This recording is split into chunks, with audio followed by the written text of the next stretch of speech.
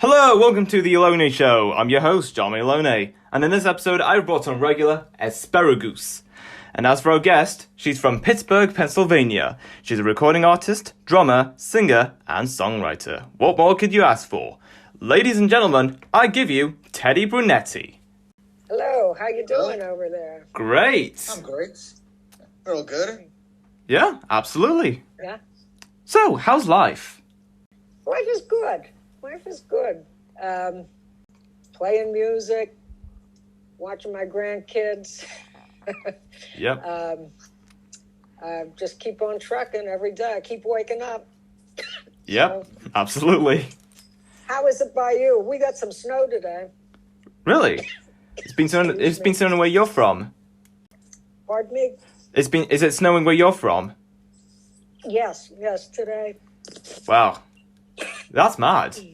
Where I'm from, I barely get snow. Even if we do get snow, it's either in late January or early February, which is quite odd for winter in the UK. But yeah, I guess that's how the weather is in these days. Oh, so you don't get a lot of snow? We don't get much. No. We don't get much. No, the UK doesn't get much snow. The Norwegians always steal it every year. I don't know why. Why wouldn't they share the snow with us? They give it to Scotland, a bit of it. Well, why not us? I just don't get it. Yeah. It boggles the mind. Yeah. So, Rain? I guess you get a lot of rain. yes, and loads of it. It's like the rain capital of this country. Every day is rain. Only 5 days a year. There's tons of sunshine, but other than that, it's all rain. Even through the night, it's all rain. Oh my. Yeah, quite depressing, but you'll get used to it. Yeah, I thought Pittsburgh was gloomy, but I think you have us beat. Yep, absolutely. Especially how thick the clouds are. It's really dark out there. Oh, it's gray today. Yeah. Oh my. Yeah. Yeah. So, what have you been up to recently? Well, I have a couple music videos out. I'm talking with my video production people about starting a new video. I'm writing some new music. I think I'm going to record again this year, and I'm moving along. Playing a lot, but not playing out. So, I enjoy that. Okay. Working on my skill level. Okay, that's great. Because I like playing at a high level, so you have to play. Mm-hmm. Right? Yeah, absolutely. And what kind of music video have you been working on? I have two out right now. One on my song "Evil Woman" and one on the song "Eat, Sleep, Repeat." They're both doing well on YouTube, And so my video production team, they're from New Jersey, and they graduated Rutgers University's film school. So they're bona fide little filmmakers, and we're great collaborators. They make all my ideas and visions I have for videos come to life. And they're young. They're like 25 years old. So they're young and they're hungry, and they're artists. They're very skillful, and I give them a lot of input because they're so talented. They did my album cover. They're really cool young guys, and I enjoy working with them. And it's funny, they produce a lot of rap videos and other artists like that. And my blues, old school blues, classic rock, blues, kind of jazz music that I do is getting more views and more hits than their rappers are. So, and we've won some video awards from different film festivals and things that have music video categories. And so we're helping each other, and we love working together. And it's been quite an experience because it's another art form, video, as opposed to the music production, which I'm way more familiar with, Great, great. And have you performed in any live concerts? Not since COVID, really. But I would love to, But I've been asked to do a couple music festivals this summer. We'll see what happens. Things are starting to open up here a little bit more, I think. Maybe we can put this beast of the pandemic behind us a little bit and start moving ahead. It's hard to have a band on the road right now. It's kind of cost prohibitive now with this war and everything, the cost of gas, hotel rooms, food. It's very hard. And I have a big band. I take a lot of people with me. So I have like minimum of 8 people. So it's the only people I know who are being successful playing on the road right now are like duos and trios, where they can all stay in one room at night and drive in one car, Mm-hmm. But that's not what I have. So, I have background singers, horn player, keyboards, 2 guitars, bass, and myself, So it's a big crew. Mm-hmm. Yeah. Oh, yeah. I generally wanted to really ask you, so this whole, this whole rise in oil prices, do you think this is going to affect the touring in America, the whole music industry and touring? Oh, yeah. It has to. I mean, it's going to affect everything. I mean, I think we're in for a big shock now, monetarily, because it isn't just, I heard something today when I was listening to the radio, it's some talk show, and they were talking about a barrel of oil only produces about 20 gallons of gasoline. The rest of the barrel is used to make other products, like the computers we're on right now, and they use petroleum and everything. It's in toothpaste. All right, they use it for everything plastic, everything. It's in so many things, and just the crude oil itself is, it's used for diesel fuel and different kind of lubricants and all plus everything in, like I said, from the chair you're sitting in to the computer and your phone, so everything's going to go up.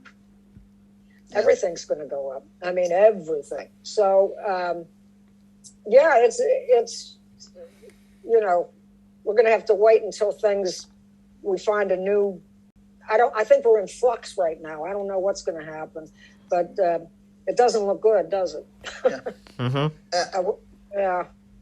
Because these last 2 years have been absolutely terrible for the music industry. We had the pandemic, we had, all these venues closing down, like musicians, facing difficulties. Yeah, that's another. Yeah. Now we have oil prices rising up because no one wants to use Russian gas anymore. It is fairly terrible. But also I wanted to ask you, because during the pandemic, a lot of musicians shifted online and they were able to find a lot of success. So has this also happened to you? Have you been able to find a lot of success online thanks to the pandemic?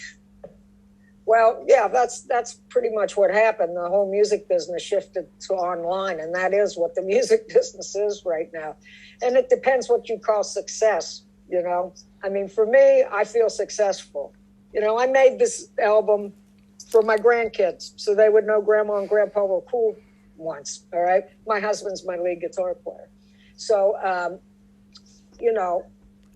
it was a success when it was done because it's so well produced and it was well written and the arrangements are great and the production's awesome. The people who mixed it were platinum record guys, and it was just done, with a high quality in mind. And so I'm an artist, so that's my art, is this recording that we did, this album.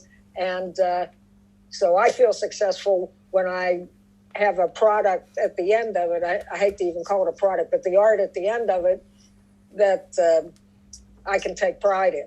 And so that makes me feel successful. Monetarily, it's been a little rough. Yeah. And I'm glad that I'm financially stable and I don't have to rely on this music right now to support myself. I'm lucky that way. Because I know, like you were saying, a lot of musicians really had to leave the music business and get into other things because, you know, their livelihood dried up when the gigs stopped because they were gigging musicians. And that's how, that was the old, you know, before the pandemic, that was the big, that was how the paradigm was. You had to be out gigging and you could sell T-shirts and stuff on your gigs. And that's how you made money, of selling merch at gigs and gigging, you know. And so that just stopped with the pandemic and switched to this online thing. So I guess some people have been very successful at it. It just depends. I'm still figuring it out, you know. Everybody's different, you know, each act.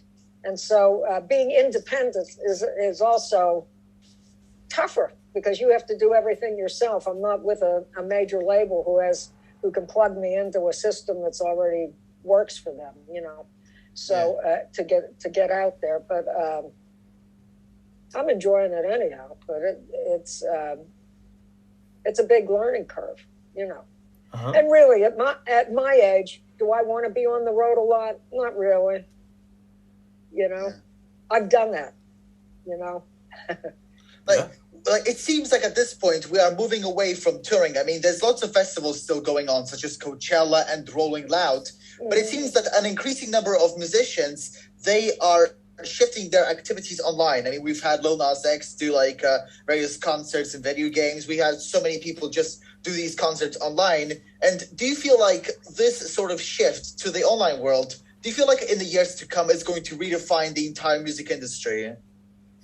You know, I think it'll be a part of it, but there's nothing like live music.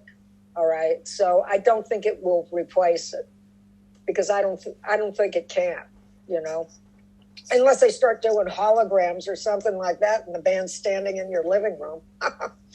That might do it. But until it reaches that level of tech where they can provide that kind of a thing, which it isn't impossible. Who knows? I mean, I'm sure somebody else has thought of it if I have. But yeah, I think there's nothing like live music. So, and people like to get together, you know, human beings, we're social, you know, so we like being in the crowd, enjoying that experience together. I mean, I don't know if that'll ever be replaced, you know, but there'll be, yeah, I think it'll be part of it, the online thing. Yeah, it's certainly easier for the artist, you know, you can reach a lot more places, a lot. But see, you know, a lot of these concerts they're doing them in front of live audiences. So, and the things that I like watching, like concerts I watch that are popular, most of them were recorded in front of big live audiences. And so that energizes the band. You know, it's that give and take with an audience, and that enhances the whole musical experience on both ends for the audience and for the performers. And that's why you get special performances like that, I think. Yeah, absolutely. So what do you like about being a music artist? It's just, it's a nice way to be able to express yourself and to connect with people. Really, that's what I like. I like having an out-of-body experience where I feel at one with everybody in the place. All right, and that's what I strive to achieve when I'm playing. It doesn't always happen, but that's the goal for me personally. You know, is to connect with people, and because I think music is a kind of thing. It transcends genre too. I mean, I think when it's done right and it's done well, and it's connected, it affects you emotionally and you become connected to what you're listening to, whether you want to or not. And music has kind of a magic about it that way, and that's what I like about it. Yeah. Great. Yeah. So, what were the high and low points from your music career? I think the high point is being able to still be able to do this. I'm going to be 70 in June. And to still be able to do this and still make music that holds water and still have people interested in what I'm doing at this age has been wonderful. And it was something I knew about music at a very young age, that it was something you could do your whole life. I mean, Van Cliburn was giving recitals in his 90s, you know. The low point, I think, was at the end of the 80s, early 90s, I gave up music. I'd had our second son, and I had finished recording my first album, and my manager, and this was in New York City. I lived in New York City in the 70s and 80s and pursued music there with my husband. And we did an album, and the manager, he was a big guy with Warner Brothers, and his wife had their second child, and so he needed to make money. So this was when video VCR recorders were brand new. All right, it was a new thing. He was a behind-the-scenes business guy, and he put together the first viable video tape for sale, okay? And that was Jane Fonda's exercise video, if you remember that. You guys might be too young to even know this. So this is history for you. So he put that together, and he put together Madonna's Like a Virgin video. He put the producers with the talent, with the, Warner Brothers and all their marketing people. You know, he did all the behind the scenes business stuff.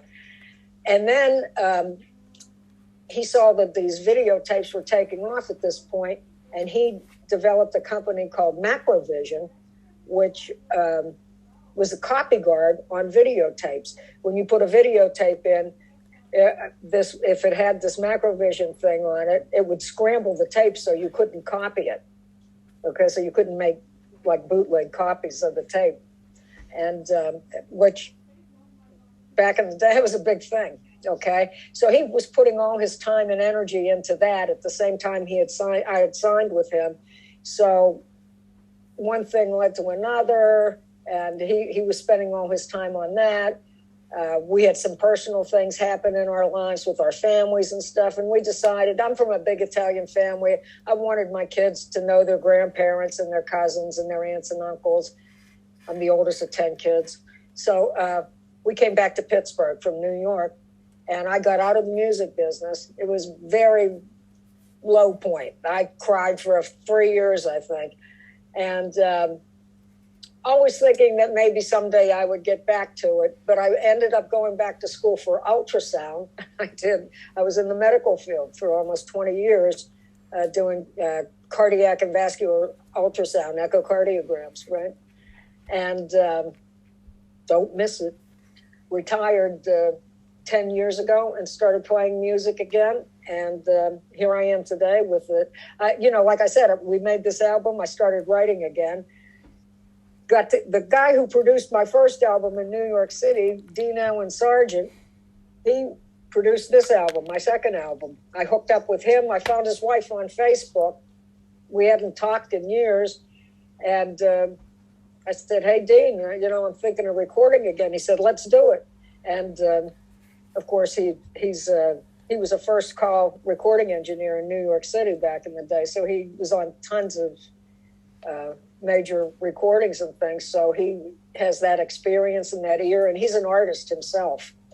And so I've benefited from that. And the album turned out so good that when we were mixing it and what have you, people who owned the studio, Dan Malsh, at Soundmind. He's big with Sony, and a lot of records come out of his studio from East Stroudsburg, Pennsylvania. He's like, Teddy, this is too good. You got to put it out. I'm like, okay. So now I'm back in the music business. And that's what happened. You never know. You never know what's going to happen. Yeah. Yeah. It is an unpredictable world. Mm-hmm. Yeah, I agree. So, what kind of music do you like listening to? I listen to like funky jazz stuff, really. Oz Noy, you ever heard of him? He's my favorite right now. Has been for a few years. I just think he's so talented. He's a guitar player. I don't know if you know of him. Check him out, Oz Noy, Oznoy. I listen to Lettuce. They're like a modern day Tower of Power kind of funk horn band with more like hip hop-ish kind of beats behind it. They're more modern sounding. And old school jazz, I listen to people like Peggy Lee, singers, old singers like that. I listen to anything, really. I got to tell you, if it's done well, I'll listen to it, But I listen to more, I don't listen to much hip hop or rap. It's just not, they're just not genres that don't really speak to me at my age. You know what I mean? If I told you I was really into rap, it would be, I'd have to be some kind of oddball at my age, I think. I don't think there's a lot of 69-year-old women who are rap fans, Mm-hmm. Yeah. I don't think there's anything wrong with it. I just don't get it. It doesn't speak to me enough for me to dig into it and really sit and listen to it, Yeah, I understand. Yeah. So, what was life for you growing up? Well, I'm the oldest of 10 kids. My parents were actors originally. That's how they met. And then their lives, my life has mimicked theirs in a lot of ways, in that they were actors. They went to New York, tried to make it as actors, and then things happened to them, like World War II. And my dad got drafted, and he's a World War II vet. He's still alive. He's 94. My mom passed away a few years ago. But my dad has an actor's equity card. He's 94 years old. It's his prized possession right now. Oh, cool. And, yeah, they did a lot of local theater, some movies, commercials, things like that in their retirement, just as I've had this music career in my retirement. And my dad was a commercial artist. That's how he supported the family. And then he became like an account executive in advertising after a while. But, and my mom was a school teacher. And, but, they raised 9 kids. I had a sister who only lived like 3 days. So, anyway, yeah, I have a brother who's a few years younger than me. And he was a child prodigy, classical pianist. He went to Carnegie Mellon University, and today, and for his career, he's been a big vocal coach in Manhattan. He coaches a lot of Broadway singers.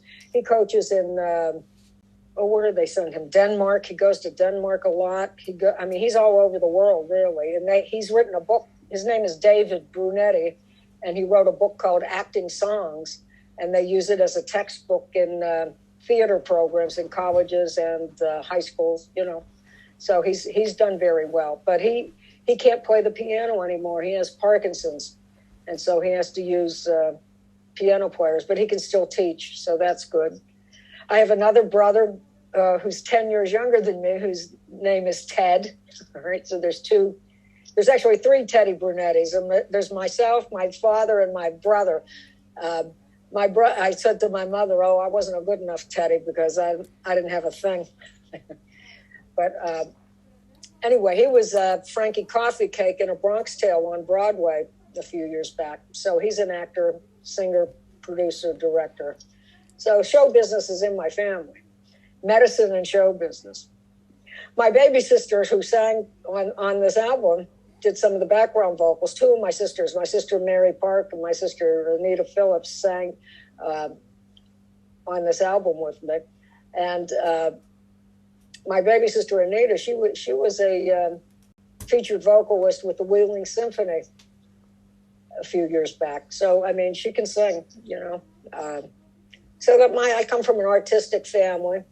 And so I was supported that way. Although I was the black sheep because I was the rock and roll musician. Everybody else was more straight, legit theater or, you know, classical music. But I went to college I had a snare drum scholarship, to Eastern Kentucky University, not a full scholarship, a little partial scholarship, but it was unusual for girls to play snare drum to begin with, you know. So I stayed in college for a couple years and then dropped out and went on the road with a rock band. That's how I met my husband. And I've been writing songs since I was 11. My first instrument was guitar. They didn't let me take drums in the beginning because they thought it was a boy's instrument. But I got a job when I was old enough, and I took my money and went to the mall and signed myself up for drum lessons because I wanted to play the drums. I knew it was something I could do. And so everyone was surprised at that this young kid, that's what I was spending my money on, drum lessons. And I was just possessed. And I still am, you know. I still try to get a couple hours in every day, you know, practicing. And so hitting a drum pad or drums or whatever, you know, playing. And so it's been, music has been a thread that's taken me through my entire life. You know, I met my husband through it. Our youngest son is a musician. He played on this album. And I enjoy being back in Pittsburgh and working with him. We plan to write together. He's an excellent songwriter. He plays drums, bass, and guitar, and he plays the hell out of all of them. He played guitar on this album. On my song, Queen of Pittsburgh, there's a father-son guitar solo. My husband starts it with a lyrical line, and then my son just takes it out with this wild wah thing that he did. And it was great. So it's fun being able to play music with my son now, you know? Mm-hmm. So it's, I've had an interesting life. Yeah. And oh boy, you have quite a family. Really. Yeah. I'm surprised that all of your siblings have have amazing careers. It's great. Mm-hmm. Yeah. Yeah. Yeah, they're all rocking. Yeah. Two of my brothers are in Manhattan. I have 3 brothers and 5 sisters. No. 2 are in Manhattan. One's in the Jersey Shore. One's, I got sisters in Dallas. I got a few more in Pennsylvania here. 2 of them are in Pittsburgh, and 2 of them are like an hour or 2 out of Pittsburgh. 1 in Dallas. So, but we're a pretty close family. You know. Great. Everyone supports each other. It's good. Yeah, that's nice. Yeah. Yeah. I'd say so myself. So I'm getting some airplay in the UK, you know. Oh, really? I'm on like 50 radio stations in the UK right now. Oh, cool. Yeah. Do you know the names of these radio stations? Oh. I don't know. Let me look here. No, that's not it. I thought I had a list here, but I don't. No, but I did little voiceovers for like 50 different radio stations. This is Tedi Brunetti, and you're listening to my new single on blah blah blah radio station. You know, that kind of thing. Okay. Those little I did like 50 of them. Wow. So yeah. Impressive. That's great. It's that's one of the cool things about the internet thing, right? Yeah. Because I'd never be talking to you probably, unless I showed up in your backyard, right? Yeah. But, I think we're still in the midst of this paradigm shift to the internet. So, I mean, it's there. It's just we're all trying to figure out how best to use it and how to get out there. And there seems like there's so many more people now, Yeah. Great. Yeah, there's a lot of talent everywhere, right? Mm-hmm. I agree. That is all we have for this episode. It was great having you here, Teddy, talking about your music career, your siblings, your family, everything else. This has been quite an episode, really. Oh, I enjoyed it. I enjoyed talking to you. Yeah, it was a nice episode, yeah. Yeah, I like it. Yeah, you guys are great. Thank you. So put up your umbrella and have a good day. Yeah, I agree. And until next time, stay tuned for more.